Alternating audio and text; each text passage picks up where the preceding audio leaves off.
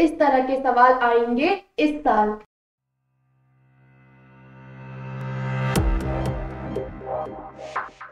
Hello my dear lovely students, how are you all? So guys, welcome to the Kelvin and welcome to the series इस तरह के सवाल आएंगे इस साल। What does this mean? We were discussing about the section A of sample paper. Okay, now we have already discussed it. Now it's time to discuss the section B of sample paper. ठीक है, अब हम बढ़ते हैं अपने section B के questions में, जो क्या होते हैं 2 मार्क क्वेश्चन होते हैं और कहां से स्टार्ट होंगे, क्वेश्चन नंबर 17 से लेके क्वेश्चन नंबर 25 तक। तो आइए देखते हैं हमारा फर्स्ट क्वेश्चन क्या है। ठीक है, आर यू रेडी? चलो स्टार्ट करते हैं।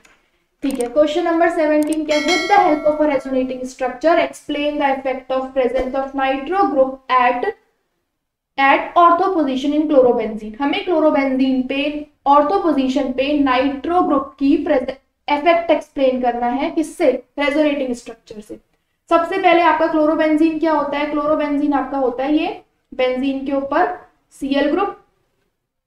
ठीक है, Cl ग्रुप, और यहाँ पे क्या लगा हुआ होगा आपका nitro group, N double bond O और O। ठीक है, ये नाइट्रो ग्रुप। अब क्या होगा? अब it's time to attack of nucleophile. अब क्या होगा? न्यूक्लियोफाइल आएगा और अटैक करेगा। न्यूक्लियोफाइल ने अटैक किया यहाँ पे, ठीक है, यहाँ पे अटैक किया और ये बॉन्ड कहाँ शिफ्ट हुआ? यहाँ पे हो गया। चलो अब आगे देखते हैं क्या बनेंगे रेजोनेटिंग स्ट्रक्चर। यही आपको रेजोनेंस का गेम खेलना है। जिसको रेजोनेटिंग स्ट्रक्चर नहीं आते, डरने की कोई बात नहीं है, मैं आपको रेजोनेंस में एक्सपर्ट कर दूंगी। ठीक है, बस बने रहिए मेरे साथ। चलो देखो कैसे होता है। यहाँ पे देखो बॉन्ड ब्रेक हुआ तो मेरे बच्चों क्या है? यहाँ पे माइनस चार्ज आ गया। यहाँ पे ये हो गया बॉन्ड, यहाँ पे ये ऑलरेडी प्रेजेंट है, और यहाँ पे क्या प्रेजेंट है? NO2 group. ठीक है, मेंशन कर दिया। और यहाँ पे क्या, जब न्यूक्लियोफाइल अटैक करेगा तो Cl भी है और OH भी है, दोनों चीजें। अब बनाएंगे रेजोनेंस का साइन। नेक्स्ट स्टेप क्या होता है? देखो रेजोनेंस में चार्ज का डीलोकलाइजेशन हो रहा है। ओके, इलेक्ट्रॉन का डीलोकलाइजेशन हो रहा है। अब क्या होगा? इधर ये बॉन्ड बनाने की कोशिश करेगा, लेकिन उससे पहले ये वाला बॉन्ड ब्रेक होगा। ठीक है, हो गया ये वाला बॉन्ड ब्रेक, तो अब यहाँ पे प्लस आएगा और ये बॉन्ड बनाएगा मिलके। चलो देखो, ये रहा ये बेंजीन रिंग, यहाँ पे आया नेगेटिव चार्ज और यहाँ पे एक बॉन्ड, और यहाँ पे क्या हुआ? N डबल बॉन्ड O और सिंगल बॉन्ड O। आपका ऊपर क्या लगा हुआ है? Cl और OH, और यहाँ पे ऑलरेडी एक बॉन्ड। अब कहाँ जाएगा ये नेगेटिव चार्ज? अब जाएगा ये इधर। ठीक है, तो क्या होगा मेरे बच्चों? ये वाला बॉन्ड ब्रेक हो जाएगा। हो गया ब्रेक। चलो देखते हैं अब कैसे होगा। ठीक है, ये बॉन्ड ब्रेक हुआ तो बच्चों यहाँ पे नेगेटिव चार्ज, यहाँ पे पॉजिटिव चार्ज, तो इसकी वजह से एक बॉन्ड बन गया। यहाँ पे एक ऑलरेडी प्रेजेंट है Cl और OH, और NO2 ग्रुप ऑलरेडी प्रेजेंट है, क्योंकि हमें कहाँ पे बतानी है? ऑर्थो पोजीशन पे। ये बने हमारे सारे रेजोनेटिंग स्ट्रक्चर इसके। ठीक है, अब कैसे शो कर देंगे फाइनल रेजोनेंस हाइब्रिड? कैसे शो करेंगे रेजोनेंस हाइब्रिड को? ऐसे ऐसे ऐसे ऐसे डैश बना के बीच में माइनस और हर जगह NO2। ठीक है ना, ऊपर क्या लगा हुआ है? Cl और OH, लग गया Cl और OH। उसके बाद क्या होगा? अब ये बॉन्ड पूरा बनने की कोशिश करेगा, तो पहले Cl को बाहर निकलना होगा। निकलेगा Cl बाहर। चलो निकाला हमने Cl को बाहर। अब क्या हुआ? देखो यहाँ पे क्या हुआ? जब Cl बाहर निकला, यहाँ से ये Cl बाहर निकला, तो यहाँ पे क्या आएगा बच्चों? प्लस चार्ज, और प्लस और माइनस मिलके क्या बनाते हैं? बॉन्ड। चलो बन गए बॉन्ड, पूरी बेंजीन रिंग बन गई हमारी। ठीक है, पूरी बेंजीन रिंग बन गई, और हमें क्या मिल गया? OH, और यहाँ पे NO2 ग्रुप। ठीक है, तो हमें क्या मिल गया? ऑर्थो नाइट्रोफिनॉल, और बाहर क्या निकल गया? Cl minus. तो फाइनल प्रोडक्ट क्या हुआ हमारा? अगर इस पे ऑर्थो पोजीशन पे नाइट्रो ग्रुप प्रेजेंट है, क्लोरोबेंजीन से हमें मिला ऑर्थो नाइट्रोफिनॉल। ठीक है, ये हो गया हमारा इसका आंसर। इसी तरीके से आंसर को मेंशन करना है, फुल 2 मार्क्स मिलेंगे। रेजोनेटिंग स्ट्रक्चर, इसमें नाइट्रो ग्रुप की प्रेजेंस एनसीईआरटी में आपको पता है पैरा पोजीशन पे भी गिवन है, लेकिन हम एक्सप्लेन क्या कर रहे हैं? ऑर्थो पोजीशन पे, क्योंकि हमें मेंशन किया है क्वेश्चन में कि ऑर्थो पोजीशन पे करो। तो हो गई ऑर्थो पोजीशन पे। इसी का ही और पार्ट देखो क्या है, जो आपको अच्छे से आता है वो करेंगे। कन्वर्जन करनी है, लेकिन 2 स्टेप से ज्यादा कन्वर्जन नहीं होनी चाहिए। पहली कन्वर्जन एनिलीन टू क्लोरोबेंजीन। मेरे स्टार्स को पता है कि एनिलीन क्या होता है। ठीक है, पता है क्या होता है एनिलीन? नहीं पता तो मैम तो है ही बताने के लिए। एनिलीन, ठीक है, ये रहा एनिलीन, NH2। बेंजीन के ऊपर जब NH2 ग्रुप प्रेजेंट होता है उसे क्या कहते हैं? एनिलीन। अब सबको पता हो गया। अब नेक्स्ट वीडियो में एनिलीन सबको आना चाहिए। उसके बाद NaNO2 और HCl डालते हैं इसमें। एनिलीन की एक बहुत फेमस रिएक्शन है NaNO2 और HCl। डाला NaNO2 और HCl, सबसे पहले क्या बना बच्चों? बहुत फेमस कंपाउंड डाइजोनियम सॉल्ट। क्या आया? Diazonium salt. क्या होता है? N2+ and Cl-। इतना फेमस है, हर जगह मिल जाता है डाइजोनियम सॉल्ट। बहुत हेल्पफुल भी है, बहुत सारे प्रोडक्ट बनाने में हेल्पफुल भी है। बड़ा प्यारा सा कंपाउंड है। इसको क्या बोलेंगे? Diazonium salt. क्या बोलेंगे इसे? Diazonium salt. बन गया डाइजोनियम सॉल्ट। उसके बाद कौन बताएगा? जल्दी से जल्दी बताओ। डाइजोनियम सॉल्ट की बहुत फेमस रिएक्शन कौन सी पढ़ी हमने हेलो एल्केन्स में? Sandmeyer's Gattermann. हम लोग कहते रहते हैं बोर्ड में आएगी आएगी आएगी, तो आ जाती है। देखो सैंपल पेपर में आ गई। इसमें क्या डालेंगे हम सेंट मियर्स रिएक्शन में? Cu2Cl2 डाला तो क्या बनी इससे? क्लोरोबेंजीन। है ना मेरी कन्वर्जन? 2 स्टेप्स ज्यादा नहीं है। एक बार एनिलीन से डाइजोनियम सॉल्ट, फिर डाइजोनियम सॉल्ट से क्लोरोबेंजीन बन गया। इसका फर्स्ट पार्ट हो गया हमारा कंप्लीट। इसी का सेकंड पार्ट देखो क्या बोला है? 2 ब्रोमोप्रोपेन से 1 ब्रोमोप्रोपेन बनाना है। 2 ब्रोमोप्रोपेन क्या होता है? 2 ब्रोमोप्रोपेन CH3 CH में Br और CH3, ये क्या होता है? 2 ब्रोमोप्रोपेन। इससे क्या बनाना है? 1 ब्रोमोप्रोपेन। इन्होंने तो ब्रोमीन को ही हिला दिया, ब्रोमीन की पोजीशन चेंज कर दी।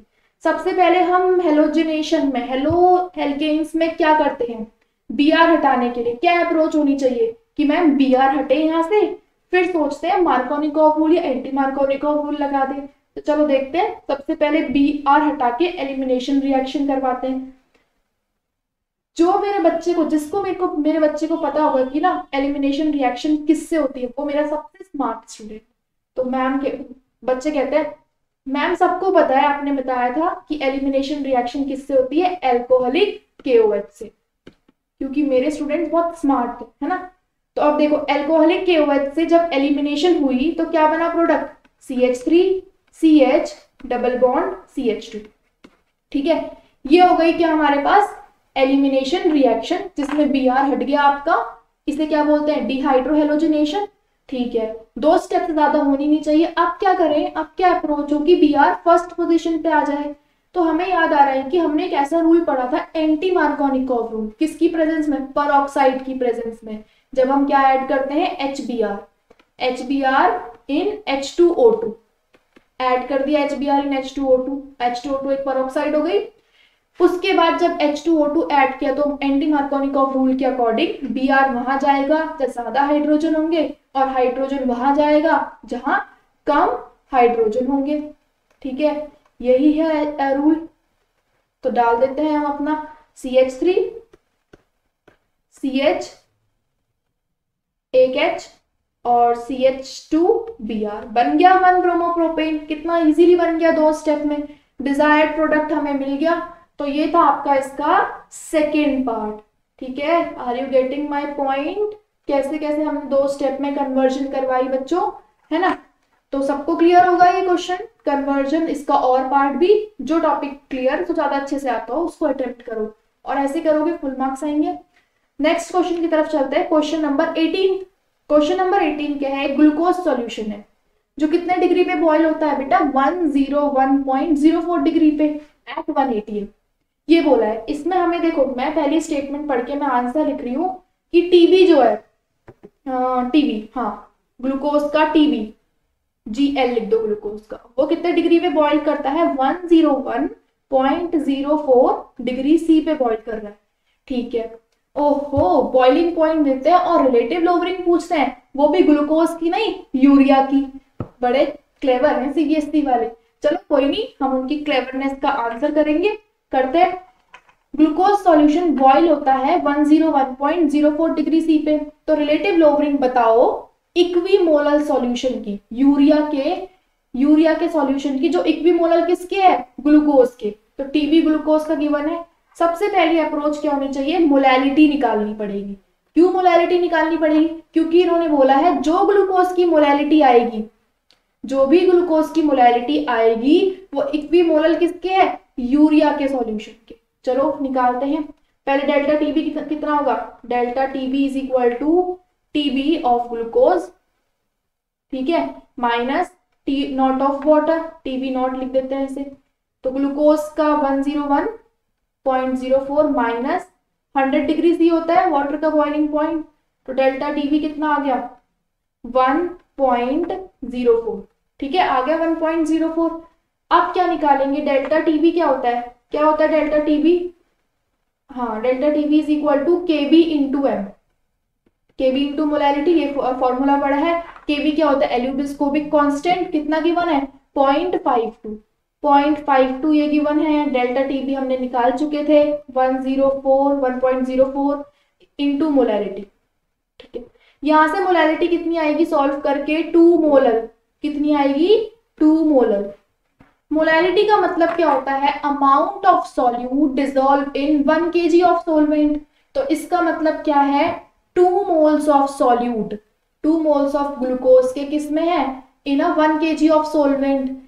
अब बोला है मोलैलिटी किसकी, ग्लूकोज की, किसके इक्वल है, यूरिया के। तो मतलब यूरिया की भी मोलैलिटी यही हुई, 2 मोल्स यूरिया के हो गए, 2 मोलर।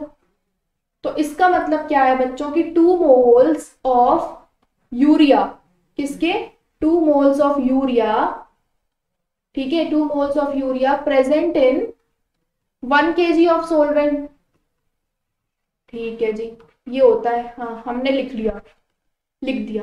अब इसका मतलब क्या है कि हमें एन यूरिया पता चल गया, एन यूरिया पता चल गया, कितने हैं 2। रिलेटिव लोवरिंग का फॉर्मूला क्या बताया है बच्चों, डेल्टा पी, मतलब कि डेल्टा पी को ऐसे लिख दो, delta P upon P not is equal to chi B. Chi B क्या है, सॉल्यूट का मोल फ्रैक्शन, यहाँ पे सॉल्यूट क्या है यूरिया, तो ब्रैकेट में लिख दो यूरिया, मैंने यूरिया मेंशन कर दिया। और डेल्टा पी अपॉन में पी नॉट क्या है, रिलेटिव लोवरिंग, क्या है ये, रिलेटिव लोवरिंग, ये पढ़ा है सबने कॉलिगेटिव प्रॉपर्टी में। इसको ऐसे भी लिख सकते हैं, P not A minus P not S upon में P not A is equal to chi B, ये हमने फॉर्मूला पढ़ा है। चलो फॉर्मूले के अकॉर्डिंग हमें क्या निकालना है अल्टीमेटली, रिलेटिव लोवरिंग तो पूरा ही हो गया, डेल्टा पी अपॉन में पी नॉट, हमें अल्टीमेटली निकालना है जाइबी। तो मोल फ्रैक्शन कैसे निकालते हैं आप, मोल्स ऑफ सॉल्यूट मतलब मोल्स ऑफ यूरिया अपॉन में total number of moles of solution, मतलब नीचे क्या है यूरिया में पानी भी प्रेजेंट है, तो पानी के मोल्स भी निकालने पड़ेंगे। पानी के मोल्स कैसे निकालते हैं हम, एन वाटर, एन वाटर कितना होगा, गिवन मास कितना है 1 kg, वाटर का गिवन मास 1 kg, लेकिन ग्राम्स में कितना होगा 1000 ग्राम डिवाइड बाय 18, तो एन वाटर कितना आया यहाँ से 55.55, ये क्या आया एन वाटर 55.55। अब हमें वाटर के भी मोल्स पता है, यूरिया भी पता है, तो हम क्या निकाल देंगे जाई यूरिया। जाई यूरिया कैसे निकालेंगे, कैसे निकालेंगे, give total numbers of moles of urea, n urea upon में n urea plus n water, ठीक है। चलो यूरिया के कितने हैं 55.55, ओ सॉरी यूरिया के 55 नहीं है, एक सेकेंड, यूरिया के तो 2 मोल्स आए थे ना मोलैलिटी से, तो यूरिया के कितने हैं, यूरिया के कितने हैं 2 मोल्स अपॉन में 2 प्लस 55.55, इससे क्या आएगा जाई यूरिया का आ जाएगा, तो 2 अपॉन में 57.5, आंसर सॉल्व करके क्या आएगा 0.034, तो इसका मतलब क्या हुआ मोल फ्रैक्शन कितना है यूरिया का 0.034, जो किसके इक्वल है, relative lowering in vapour pressure. तो ठीक है, बिल्कुल क्लियर एकदम फर्स्ट स्टेप से, पहले टीबी ग्लूकोज का, फिर ग्लूकोज के बाद किसका निकालेंगे, जो मोलैलिटी निकली वो मेंशन करा हुआ है क्वेश्चन में कि वो यूरिया के इक्विमोलर है, फिर यूरिया के मोल्स और कॉन्सेप्ट के अकॉर्डिंग चलते जाएंगे तो बहुत इजीली सॉल्व हो जाएगा, कुछ स्पेशल कुछ वो नहीं है, सिर्फ एनसीईआरटी बेस्ड है, थोड़ा सा प्रैक्टिस और थोड़ी सी माइंड लगा के आपको इसे सॉल्व करना है। अब सबको क्लियर होगा तो अपने नेक्स्ट क्वेश्चन की तरफ चलते हैं, जो क्या है क्वेश्चन नंबर 19। चलो जी, क्वेश्चन नंबर 19 क्या है, using crystal field theory, crystal field theory से आपको एक्सप्लेन करना है कि ये जो इलेक्ट्रॉनिक कॉन्फ़िगरेशन है आप इसका आयरन का FeH2O का होल 6 2+ का क्रिस्टल फील्ड थ्योरी से बताना है आपको। तो क्रिस्टल फील्ड थ्योरी से देखो बहुत सारी चीजें हमें पता चलती है, सबको पता होगा क्रिस्टल फील्ड थ्योरी से बहुत सारी चीजें पता चलती हैं। ठीक है, पता चलती हैं। देखो क्या है, किसका बताना है, बात आती है क्वेश्चन नंबर, आंसर लिखते हैं 19 के बाद लिखते हैं हम फर्स्ट पार्ट। देखो क्रिस्टल फील्ड थ्योरी में लाइगेंड्स के बारे में बात होती है, strong field ligands, weak field ligands. पहले मैं अपना कंपाउंड लिखती हूँ, मेरी अप्रोच पहले इसका कंपाउंड लिख ली। ठीक है, ये लिख दिया मैंने, ऐसे लिख दिया। उसके बाद क्या हुआ मेरे साथ, ये हुआ कि मेरे को पता है आयरन का नंबर कितना होता है, एटॉमिक नंबर। मुझे लग रहा है आयरन का एटॉमिक नंबर होता है 26। मैंने जर्नली अपने माइंड पे फ्रेम कर लिया या मैंने अपनी शीट पे लिख लिया क्वेश्चन, इसका कॉन्फ़िगरेशन आर्गन 3d6 और 4s2, ये लिख लिया मैंने अपना इसका कॉन्फ़िगरेशन। यहाँ पे आयरन पे चार्ज कितना है, देखो यहाँ पे आयरन पे चार्ज कितना आएगा, आयरन की ऑक्सीडेशन स्टेट, आयरन अपनी कौन सी ऑक्सीडेशन स्टेट पे है, 2+ पे, क्योंकि वाटर न्यूट्रल है। तो आयरन Fe2+ का कैसे लिखेंगे हम, Fe2+ का लिखेंगे आर्गन 3d6, S से चले गए तो S के तो हम काउंट नहीं करेंगे। अब बचा क्या, Fe2+ का आर्गन 3d6। यहाँ पे पानी क्या है आपका, पानी कौन बताएगा, वाटर है, वाटर सबको पता है पानी होता है। लेकिन पानी यहाँ पे कैसा है बच्चों, ये क्या है, एक वीक फील्ड लाइगेंड। क्या है ये, वीक फील्ड लाइगेंड। मैंने आपको ये क्यों बताया कि ये वीक फील्ड लाइगेंड है, अभी जब हम डी ट्रांजिशन, अभी हम जब डी ब्लॉक में क्रिस्टल फील्ड थ्योरी के अकॉर्डिंग इलेक्ट्रॉनिक कॉन्फ़िगरेशन करेंगे तब आपको पता चलेगा कि ये वीक फील्ड लाइगेंड का क्या काम है। यहाँ पे ये वीक फील्ड लाइगेंड है। दूसरा ये क्या कराता है, वीक फील्ड लाइगेंड है तो क्या करेगा, पढ़ा है हमने, हाई स्पिन कॉम्प्लेक्स बनाएगा। क्या बनाएगा ये, हाई स्पिन कॉम्प्लेक्स। ठीक है जी, अब हमें करना क्या है, मैम हमें करना तो कुछ और है, CFT से बताना, लेकिन आप बता कुछ और रहे हो। लेकिन चलो हम अपने टारगेट पे चलते हैं। ये हमें पता चल गया वाटर कैसा है, weak field ligand, high spin complex. ठीक है जी, अब बनाओ डी ब्लॉक में इलेक्ट्रॉन को फिल करो। ये बनाई डी ब्लॉक के 5 सबशेल। कितने होंगे, 5 सबशेल, 1 2 3 एंड 4 और 5। ठीक है, इस पे हमने कितने इलेक्ट्रॉन फिल करेंगे बच्चों, 6 इलेक्ट्रॉन फिल करने, तो 6 फिल कर देंगे, 1 2 3 4 5 एंड 6 हमने फिल कर दिया इसको। अब क्या होता है, CFT के अकॉर्डिंग 2 ऑर्बिट होते हैं, सबको पता है, बनाएंगे 2 ऑर्बिट। कौन कौन से होते हैं, T2G and EG, T2G and EG। ये हो गए हमारे। T2G में कितने, 2, T2G में कितने, 2, सॉरी T2G में कितने हो गए, 3, और EG में कितने हो गए, 2 हो गए, 2। अब हम T2G और EG में अलग अलग स्पेसिफिकली फिल करेंगे अपने इलेक्ट्रॉन, करें, ओके, 1 2 3 4 5 एंड 6।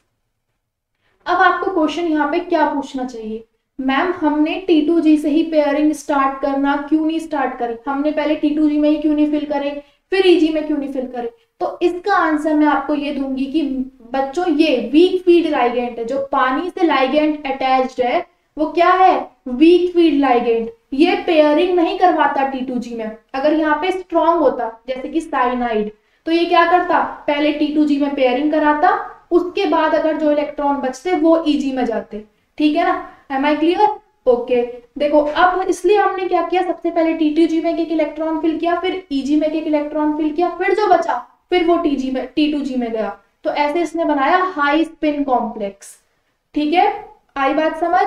तो वीक फील्ड लाइगेंड के केस में हम क्या नहीं करवाएंगे, पेयरिंग नहीं करवा देंगे T2G में, पहले हर में एक इलेक्ट्रॉन फिल करेंगे उसके बाद। ठीक है, समझ आ गया सबको। तो इसका हम कैसे लिख सकते हैं इलेक्ट्रॉनिक कॉन्फ़िगरेशन, T2G में कितने हैं, 4, ऐसे सुंदर सा, और EG में कितने हैं, 2। तो इसका करेक्ट आंसर क्या हुआ, T2G एंड EG की पावर 2। ठीक है ना, ये इसका करेक्ट आंसर हुआ।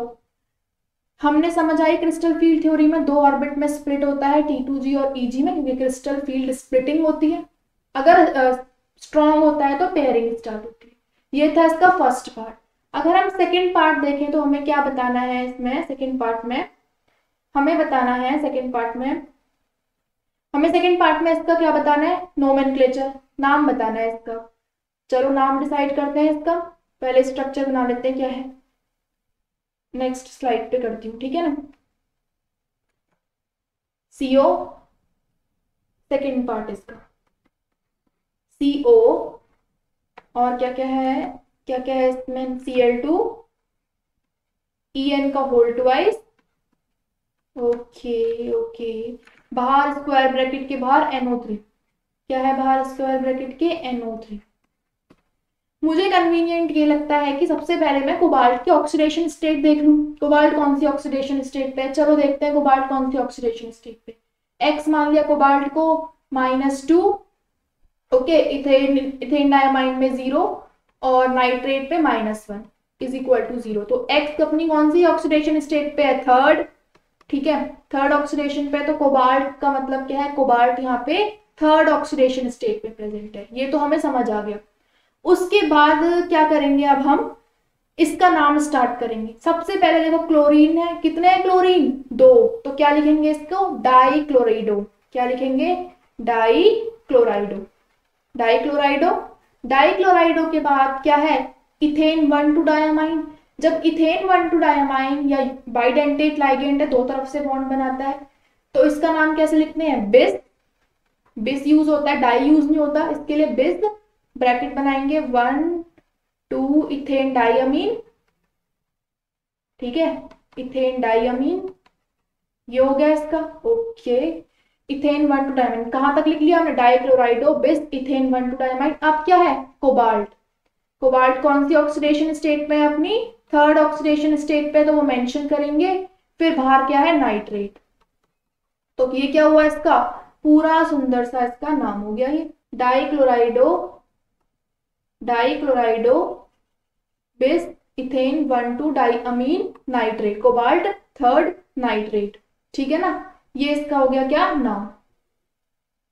ये हो गया इसका सेकेंड पार्ट। और फर्स्ट पार्ट हम जो क्रिस्टल फील्ड थ्योरी से करते हैं, इसका और पार्ट भी पूछा है, प्रिडिक्ट द ज्योमेट्री ऑफ निकल NiCN का होल 4 2-।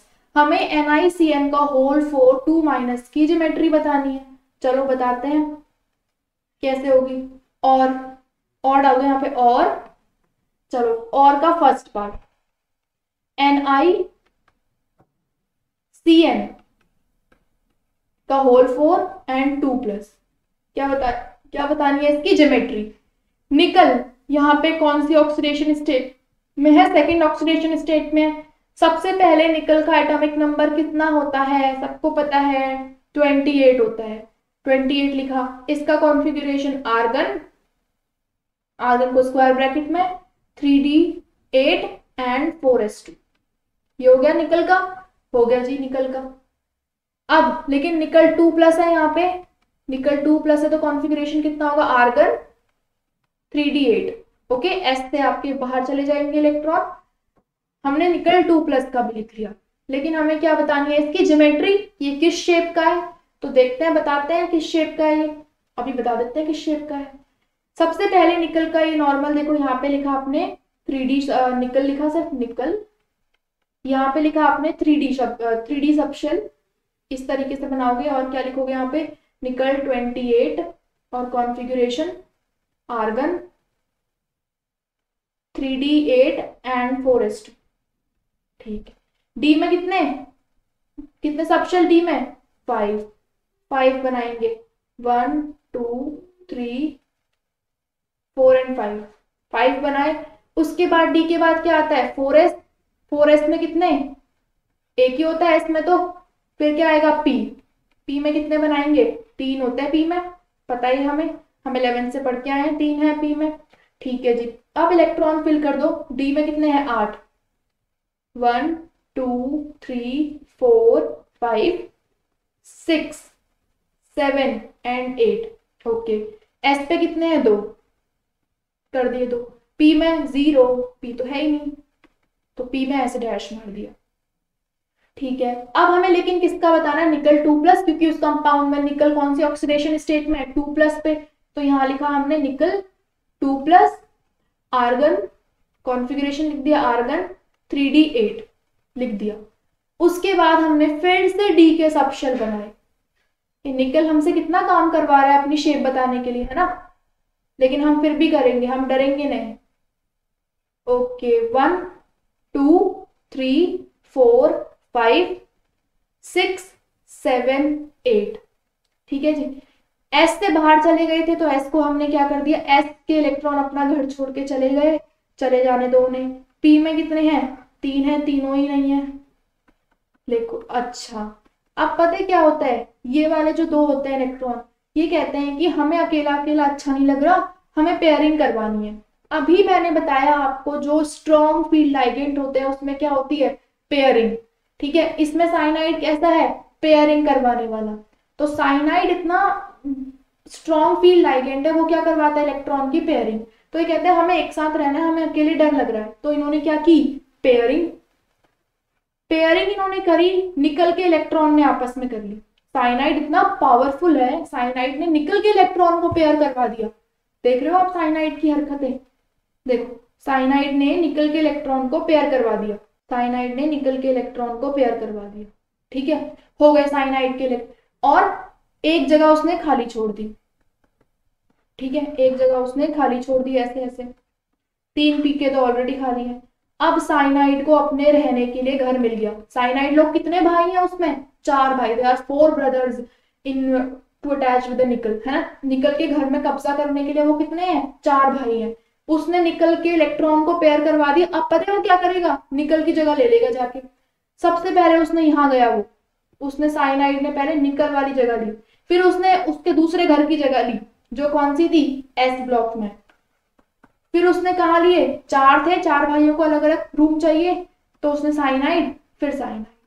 अब उसने हर का रूम ले लिया, वो अब खुश है, हर किसी को अपना पर्सनल स्पेस मिल गया। इस तरह से उसके घर का नाम क्या पड़ा, DsP2। क्या पड़ा, DsP2, क्योंकि एक जगह उसने किसकी ली, डी ब्लॉक की, एक जगह किसकी ली उसने, एस ब्लॉक की, और 2 जगह किसकी ली उसने, पी ब्लॉक की। तो क्या हुई इसकी ज्योमेट्री, DsP2। और क्या नाम होता है DsP2 में, स्क्वायर प्लेनर। क्या होता है, स्क्वायर प्लेनर। तो ये थी उसकी ज्योमेट्री और ये थी निकल और साइनाइड की कहानी। अब इसका और पार्ट देखते हैं क्या है, calculate the spin only magnetic movement. हमें किसकी निकालनी है, स्पिन ओनली मैग्नेटिक मूवमेंट किसकी, कॉपर NH3 का होल फॉर 2+। ये है, नेक्स्ट कलर लेंगे हम अब, it's time to take the next colour. Okay, second part. Okay, क्या है, कॉपर, क्या कंपाउंड है, कॉपर NH3 का होल फॉर स्क्वायर ब्रैकेट और बाहर क्या है 2+। इसकी हमें क्या बतानी है, स्पिन ओनली मैग्नेटिक मूवमेंट। कौन मुझे बताएगा स्पिन ओनली मैग्नेटिक मूवमेंट का फॉर्मूला। स्पिन का फॉर्मूला होता है mu is equal to n, bracket में n+2, ये होता है फॉर्मूला। यहाँ पे n क्या होता है, number of unpaired electron. n क्या होता है, नंबर ऑफ अनपेयर्ड इलेक्ट्रॉन, ठीक है ना। क्या होता है n, number of unpaired electron, ठीक है, लिख दिया। उसके बाद हमें काउंट क्या करने हैं, कॉपर के अनपेयर्ड इलेक्ट्रॉन। कॉपर का एटॉमिक नंबर क्या है पहले तो बता दो, 29 होता है। कॉपर का एटॉमिक नंबर कितना होता है, 29।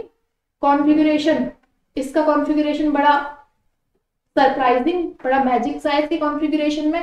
क्या होता है इसका कॉन्फ़िगरेशन, कौन बताएगा। इसका कॉन्फ़िगरेशन होता है 3D10 4s1।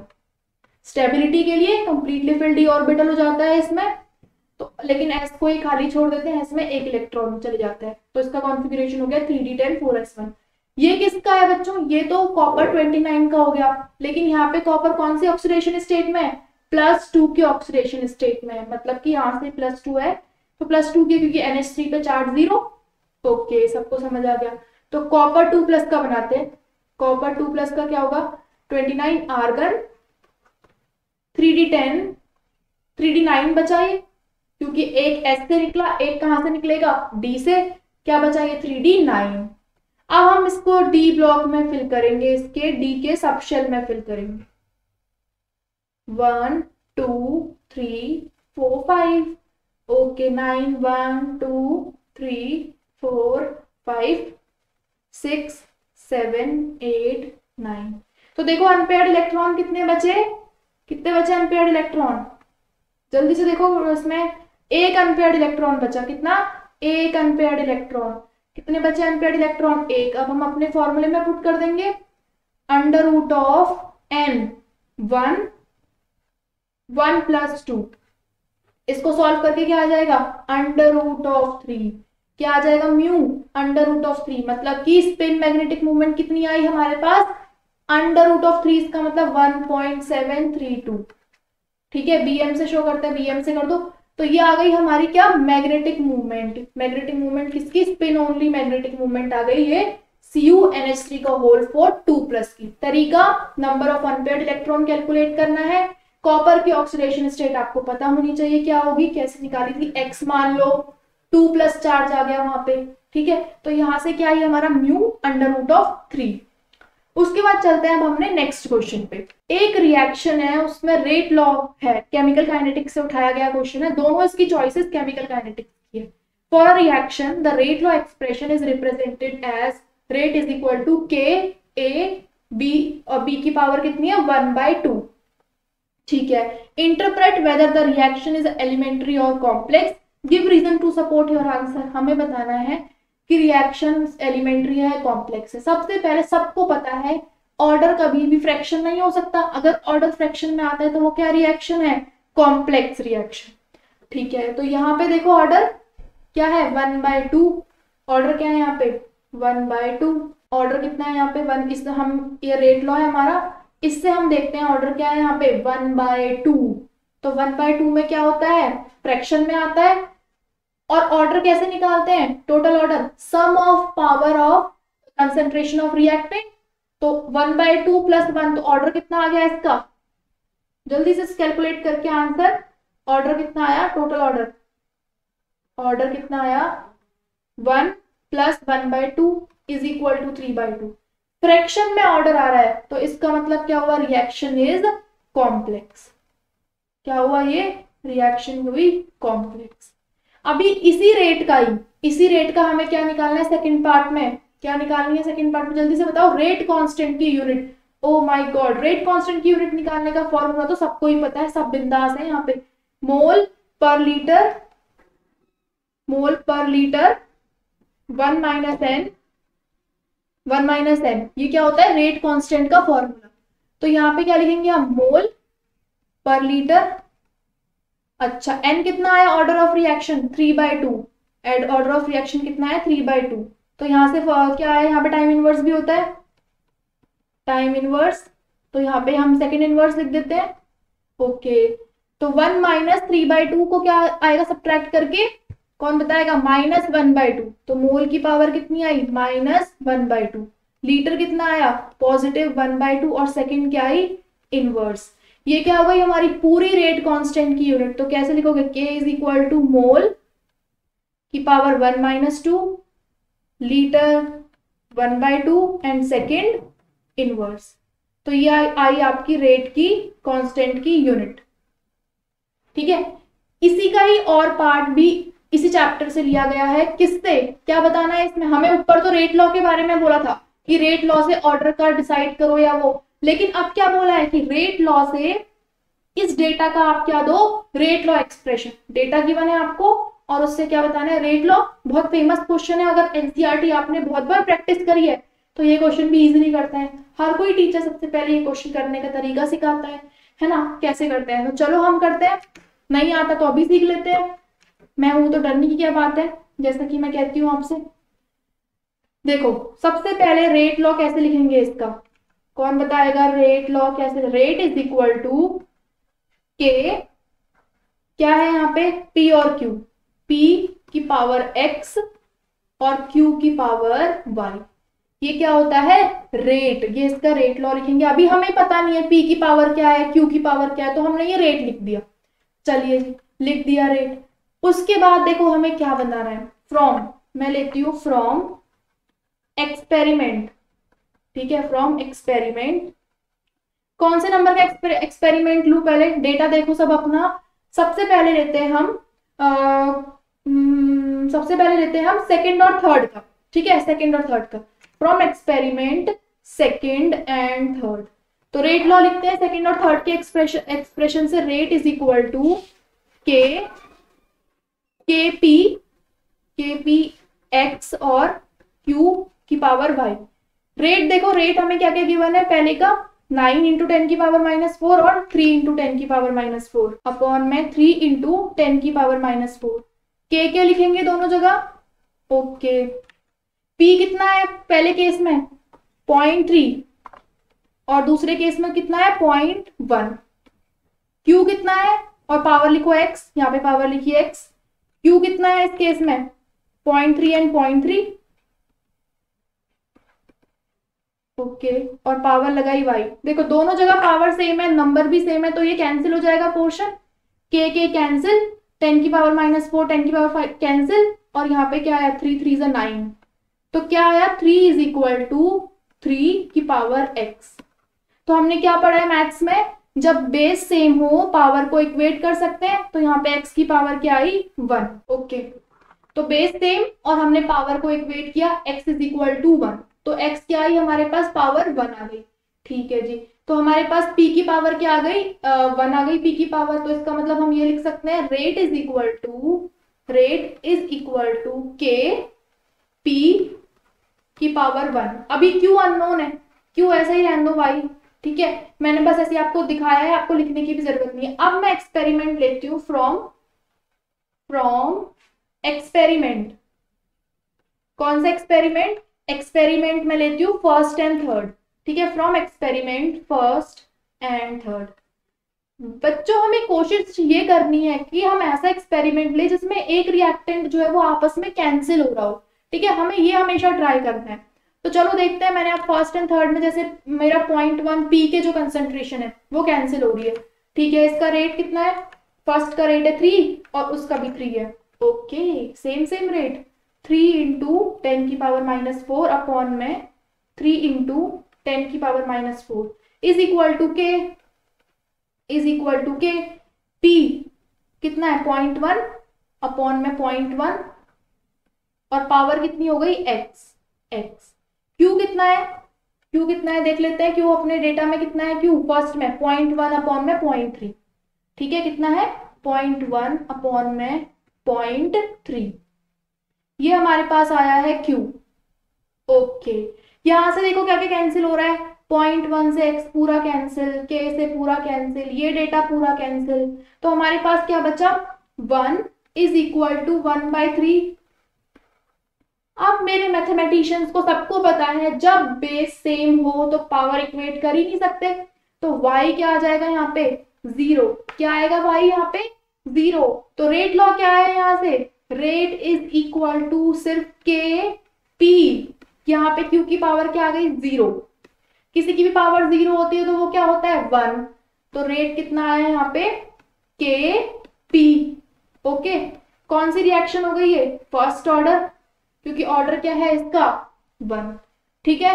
M I clear all of you, ऐसे क्वेश्चंस को ऐसे अप्रोच करना है, नहीं आएंगे तो बताना है कैसे क्यों नहीं आए हैं, क्या डाउट है, हम बार बार प्रैक्टिस करेंगे, ठीक है, बट ऐसे क्वेश्चंस भी आपको एनसीईआरटी से करके जाने हैं, ठीक है। नेक्स्ट क्वेश्चन की तरफ चलते हैं अपने, क्या है question number 21, carbon 14 content of an ancient piece of wood was found to have 3/10 of that in a living trees, how old is that piece of wood. ये बताना है, कार्बन 14 कंटेंट है, बहुत पुराना पेड़ का टुकड़ा है, उसकी आपको एज बतानी है, उसमें कार्बन 14 का कंटेंट है, हम बता देते हैं उस बूढ़े से पेड़ की, आज हम क्या निकाल रहे हैं एज, ठीक है, क्या निकाल रहे हैं एज। क्या अप्रोच होनी चाहिए, कैसे निकालेंगे एज, क्या होता है फॉर्मूला फर्स्ट ऑर्डर का, k is equal to 2.303 upon में t log base 10 a naught upon में 80 इनिशियल कंसंट्रेशन अपॉन में कंसंट्रेशन आफ्टर टाइम t, ये होता है हमारा फर्स्ट ऑर्डर रिएक्शन का फॉर्मूला। अब क्वेश्चन में बोलिए हाफ लाइफ कितनी है, हाफ लाइफ मतलब जब उसकी कंसंट्रेशन, उस कार्बन कंटेंट की कंसंट्रेशन हाफ हो गई थी, तब उसकी एज कितनी थी 5730 साल, 5730 साल। तो हाफ लाइफ कितनी होती है फर्स्ट ऑर्डर की, T half is equal to क्या होगा 0.693 अपॉन में के। ओके, निकालना क्या है हमें, के निकालना है, निकाल लेंगे। 0.693 अपॉन में टी हाफ कितना है 5730। ओ माय गॉड, इतनी लंबी कैलकुलेशन कौन करे, क्यों बच्चे को परेशान करते हैं पता नहीं। तो हम क्या करेंगे, हम उसमें डायरेक्ट पुट कर देंगे। इस फॉर्मूले को मॉडिफाई करके कैसे लिख सकते हैं, t is equal to 2.303 upon में k log base 10 a0 upon में 80। आगे बढ़ने से पहले हम अपने क्वेश्चन में एक चीज देखते हैं, क्या देखेंगे, एक मैजिक देखेंगे। ठीक है, हाइलाइटर से एक मैजिक देखेंगे कि कंसंट्रेशन कितनी है 3/10। क्या है 3/10, कितनी है 3/10। उन्हें जब कार्बन 14 का कंटेंट कुछ टाइम बाद मिला होगा, हमें नहीं पता कितने टाइम बाद मिला, हम निकालेंगे वो टाइम। तब कंसंट्रेशन कितनी थी कार्बन की 3/10। तो इनिशियल कंसंट्रेशन मान लो A0 और आपकी आफ्टर टाइम टी कितनी हो जाएगी 3/10 इंटू A0। ऐसे ही करते हैं मैथ्स और ऐसे ही करते हैं केमिस्ट्री भी। ठीक है जी, तो A0 तो मान लो A है आपका, A0 ही मान लो, AT क्या हो जाएगा 3/10 A0। ठीक है, ठीक है जी। अब अपने फॉर्मूलेज में पुट कर दो, T इज इक्वल टू 2.303, के कितना है 0.693, के की वैल्यू 0.693 इंटू टी कितना है, ये कितना है 5730 लॉग बेस 10। मैंने अभी क्या बताया, A0 को A0 छोड़ देंगे, AT कितनी है 3/10 A0। ठीक है, यहां से बच्चों क्या कैंसिल हो जाएगा, A0 से A0। टी की वैल्यू फिर से लिखो, T is equal to 2.303 5730 upon में 0.693। ठीक है, इनटू लॉग बेस 10, ऊपर कितना आ जाएगा 10 अपॉन में 3। सब डेटा गिवन है हमें, सीबीएसई ने हमारे लिए इतना इजी कर दिया है कि अब log 3 की हमें गिवन है वैल्यू 0.477 और log 10 की आपको पता है 1 होती है। तो इजीली सॉल्व हो जाएगा ये। बस थोड़ी कैलकुलेशन कहाँ पे हेक्टिक आती है, ये जो मल्टीप्लाई करना है 5730 को 2.303 से और 0.693 से, यहाँ पे थोड़ा सा हेक्टिक हो जाता है। बाकी log 10 और log 3 की वैल्यू आपको गिवन है, तो टाइम आ जाएगा यहाँ से आपका 9775 ईयर्स। इसको सॉल्व करके आपका ये आ जाएगा। ठीक है, तो आप सॉल्व करेंगे, मैंने डायरेक्ट आंसर लिख दिया सॉल्व करके, बट तरीका आपका यही है क्वेश्चन का। फर्स्ट ऑर्डर रिएक्शन, पहले हाफ लाइफ निकालो, हाफ लाइफ निकालने के बाद उसमें पुट करो फॉर्मूले में, और जो भी आपका आंसर आएगा वो आपका टाइम आ जाएगा। तो मतलब कि वो पेड़ कितने साल पुराना था, 9000 साल पुराना पेड़ था वो। ठीक है, तो उसमें कार्बन 14 का कंटेंट तब 3/10 था। ये होता है 21st क्वेश्चन। 21st क्वेश्चन के बाद चलते हैं हम अपने नेक्स्ट क्वेश्चन पे। 22nd question. 22nd क्वेश्चन क्या है, ऑर्गेनिक केमिस्ट्री का है, प्यारी सी ऑर्गेनिक केमिस्ट्री का है, हमारी HBr के साथ रिएक्शन करवानी, उसका मैकेनिज्म लिखा। ठीक है, चलो स्टार्ट करते हैं अपना मैकेनिज्म। अब हम मैकेनिज्म करेंगे, पहले कंपाउंड देख लेते हैं क्या है। ओ CH3 CH, ओके, फिर क्या है CH3, फिर क्या है दोबारा से CHOH और CH3, CHOH एंड CH3। इसमें डाला क्या है हमने HBr, हमें बनाना क्या है डिजायर्ड प्रोडक्ट CH3CBr। ओ CH3C पे ही Br है और C पे ही CH3 है, फिर CH2 और CH3 है। ओके, CH2 और CH3।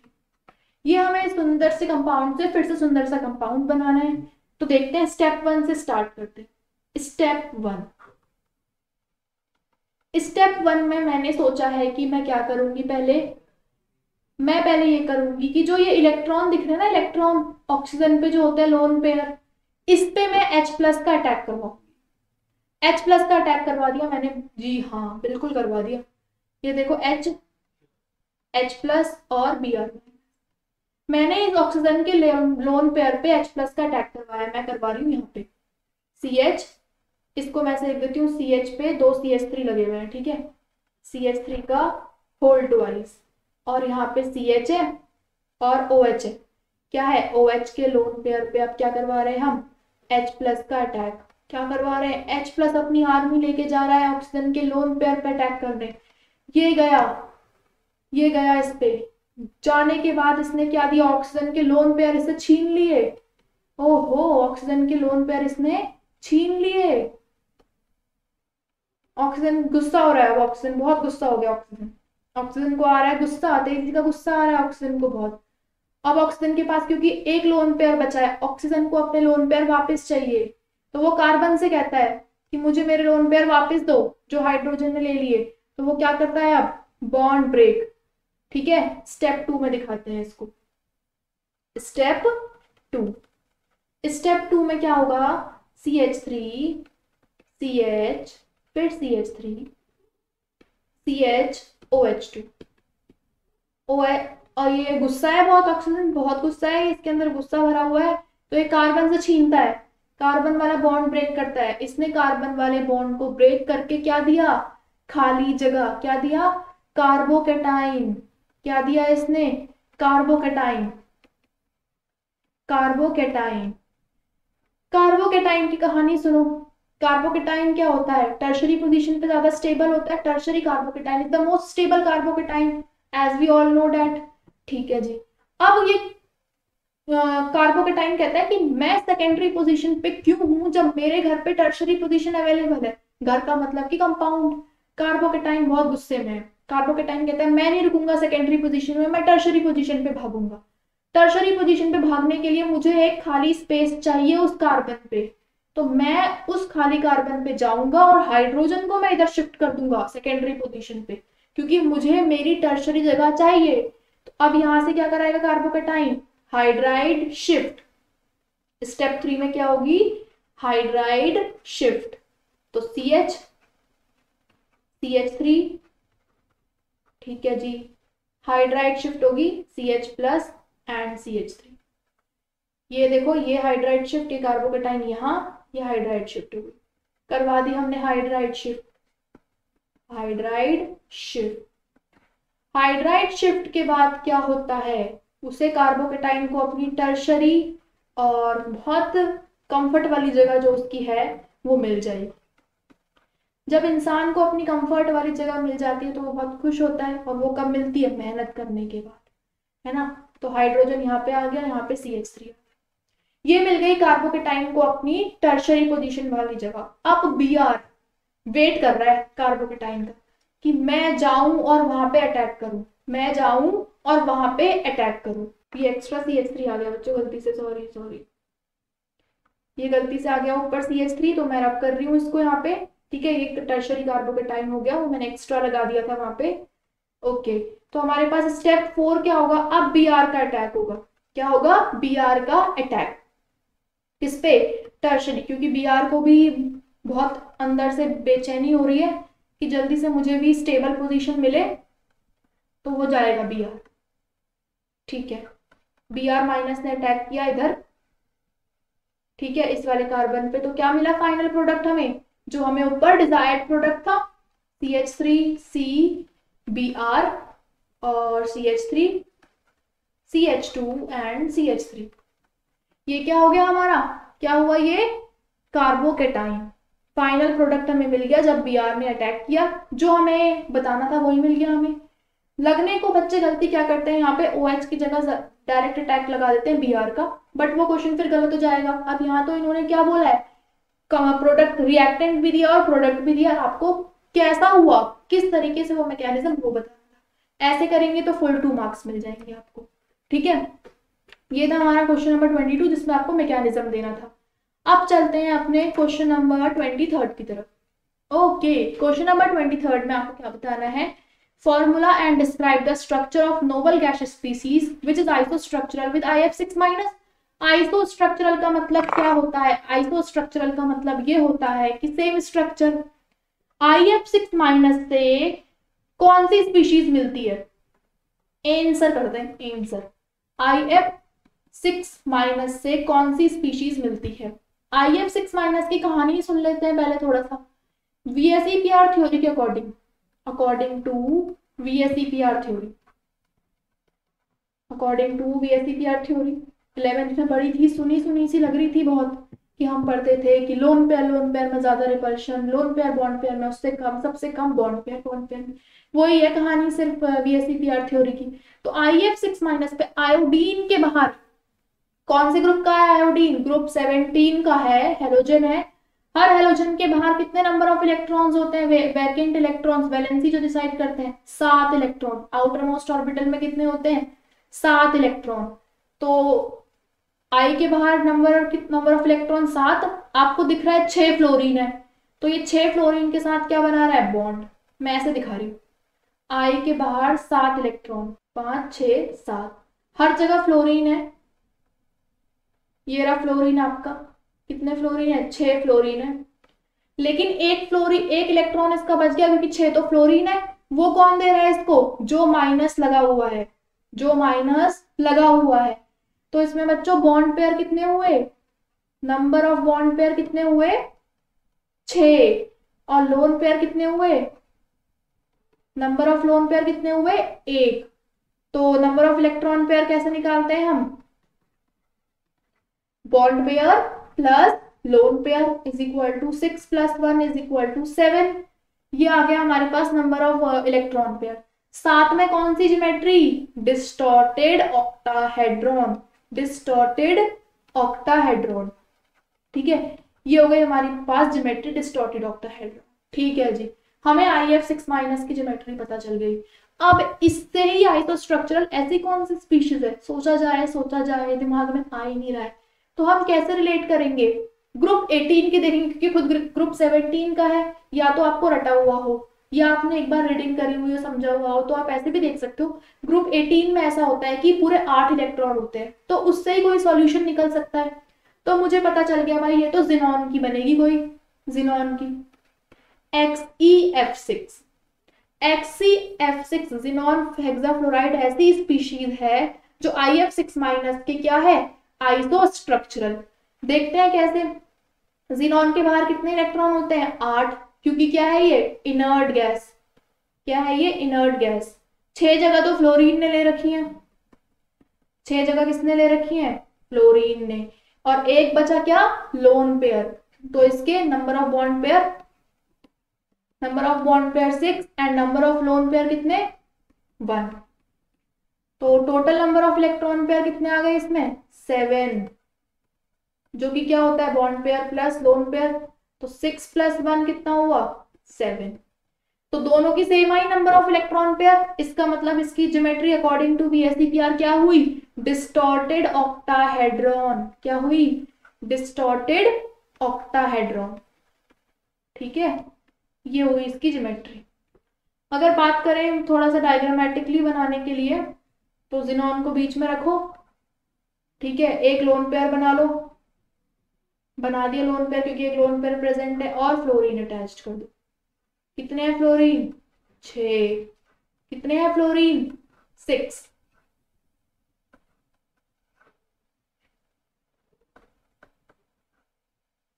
5 and 6। ठीक है, ये क्या हो गया हमारा? XeF6 जो आइसोस्ट्रक्चरल किसके साथ है? IF6 के साथ। हमने प्रूफ के साथ कर लिया बिल्कुल। ये था आपका 2 मार्क्स का क्वेश्चन, जिसमें आपको बताना था। बिल्कुल सिंपल अप्रोच होनी चाहिए। पी ब्लॉक तो देखो वैसे भी आपको रटा ही हुआ होना चाहिए स्ट्रक्चर वाइज, और स्ट्रक्चर बार बार प्रैक्टिस कर करके आएंगे। 11th का भूल चुके हो तो कोई बात नहीं, लेकिन अभी स्ट्रक्चर की प्रैक्टिस करो और उनके पीछे का कॉन्सेप्ट समझो। ठीक है, ओके। क्वेश्चन नंबर 24 की तरफ चलते हैं। क्या है क्वेश्चन नंबर 24 में? ये है कि the following haloalkanes are hydrolysed in the presence of aqueous KOH।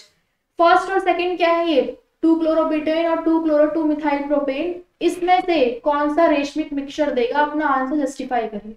करते हैं जस्टिफाई। सबसे पहले 2-क्लोरोब्यूटेन क्या होता है? क्या होता है 2-क्लोरोब्यूटेन? ओके, 2-क्लोरोब्यूटेन फर्स्ट, 4 कार्बन का होगा ब्यूटेन। ठीक है, सेकेंड पोजीशन पे क्लोरीन लगा हुआ है, लगा देते हैं। ये लगा है 2-क्लोरोब्यूटेन। सेकेंड पोजीशन पे क्या है? सेकेंड कंपाउंड क्या है? 2-क्लोरो-2-मिथाइल प्रोपेन। प्रोपेन है तो 3 ही बात होती, 3 की। सेकेंड पोजीशन पे ही क्लोरो लगा है और सेकेंड पोजीशन पे ही CH3 ग्रुप लगा हुआ है। ये बन गया 2 क्लोरो 2 मिथाइल प्रोपेन। ये रहा मेरा।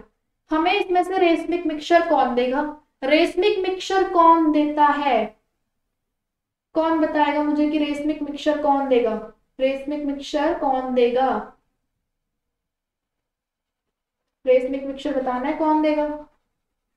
कौन देता है बच्चों रेसमिक मिक्सचर? रेसमिक मिक्सचर वो देते हैं जिसमें क्या होता है, जो ऑप्टिकली एक्टिव होते हैं। कौन देते हैं? Optically active. हम पढ़ चुके हैं ऑप्टिकली एक्टिव, याद करो, रिकॉल करो। रेसमिक मिक्सचर वो देते हैं जो ऑप्टिकली एक्टिव होते हैं। ऑप्टिकली एक्टिव कंपाउंड की क्या स्पेशलिटी है कि उसमें कायरल कार्बन प्रेजेंट होता है। क्या होता है? Chiral carbon. तो हम देखते हैं कायरल कार्बन किसमें प्रेजेंट है। कायरल कार्बन देखते हैं किसमें प्रेजेंट है। ये देखो यहाँ पे क्या है, 2 क्लोरोब्यूटेन में ये रहा कायरल कार्बन। यहाँ पे मिथाइल ग्रुप, यहाँ पे पूरा इथाइल ग्रुप, यहाँ पे क्लोरीन वाला ग्रुप और एक हाइड्रोजन। कायरल कार्बन क्या होता है बच्चों? कायरल कार्बन वो होता है ऐसा कार्बन जिसके चारों तरफ डिफरेंट ग्रुप लगे हुए हो। कायरल कार्बन क्या?